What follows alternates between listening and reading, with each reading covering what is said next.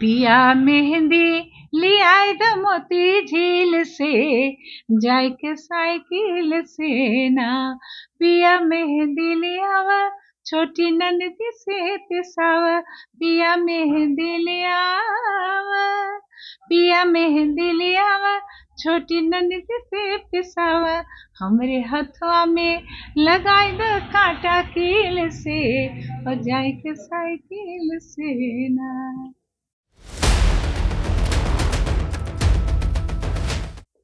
मिर्ज़ापुर की कजली जो कि पूरे भारत में, पूरे अंतर्राष्ट्रीय वैश्विक पटल पर काफ़ी फेमस है।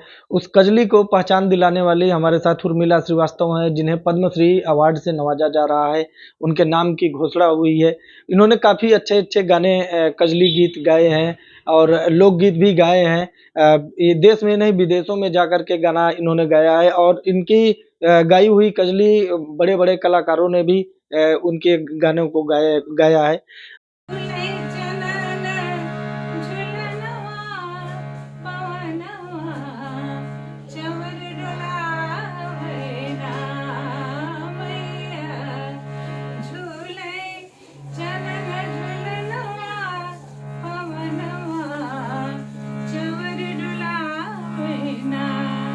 तो आज हम इनसे बात करेंगे। सबसे पहले हम इनको शुभकामना देंगे। मैडम, सबसे पहले आपको बहुत-बहुत बधाई हो। धन्यवाद भैया।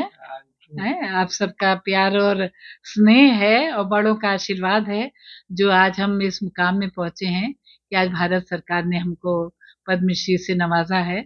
और ये सुनकर के पूरा मिर्ज़ापुर, हमारे सांसद, हमारे पूर्व सांसद, जिन्होंने हमारा बड़ा सहयोग दिया, बहुत मान दिया, बहुत सम्मान दिया, हर स्टेज पे हमारा नाम लेते थे, उनको मैं धन्यवाद देती हूँ। और सब लोग, मेरे परिवार वाले, मेरे बच्चे, आप सब लोग बहुत खुश हैं।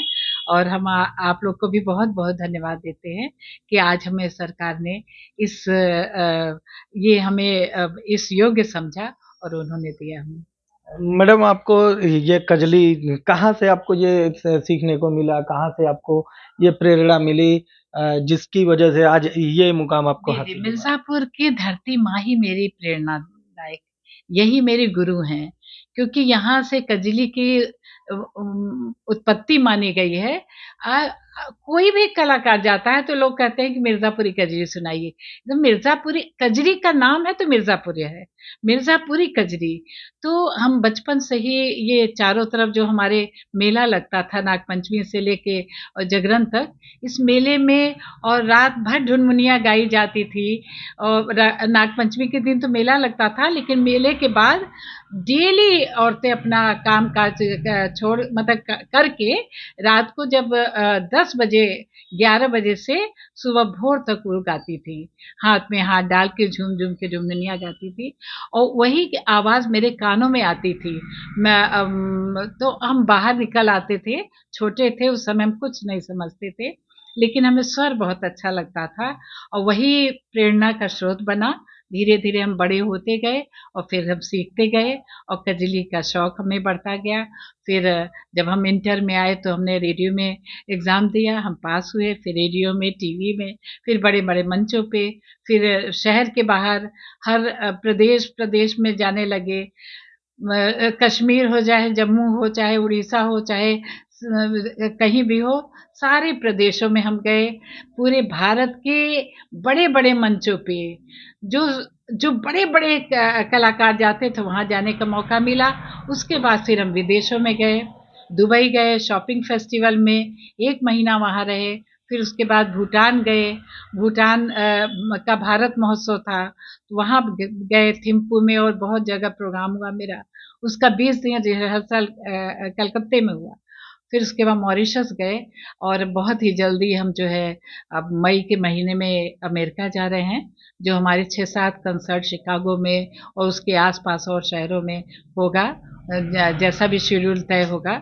बस और फिर से एक बार डंका बजेगा हमारी कजरी का। और कजरी बहुत रिच है, इसमें समझिए पूरी जिंदगी भर आप गाइए तो खत्म नहीं हो सकता है, इतनी रिच विधा है। कजरी गाने का क्या महत्व है? हम जानेंगे कि क्या क्यों औरतें गाती हैं, क्या गाती हैं, उसको समझना बहुत जरूरी है कि कजरी क्या है। बड़ा अच्छा प्रश्न किया। सावन भादो के महीने में जब रिमझिम रिमझिम बरसात होती है, चारों तरफ बारिश हो जाती है, तो पशु पक्षी पेड़ पौधे सभी खुश होते हैं। तो जब सब खुश होते हैं तो इंसान भी तो खुश होगा, और जब इंसान खुश होगा तो वो कुछ गुनगुनाएगा। अपने अपने बातों को कैसे व्यक्त करेगा? अपनी बातों को शब्दों के माध्यम से व्यक्त किया, और शब्द कहाँ से गुनगुनाने थे? तो यही कजली है।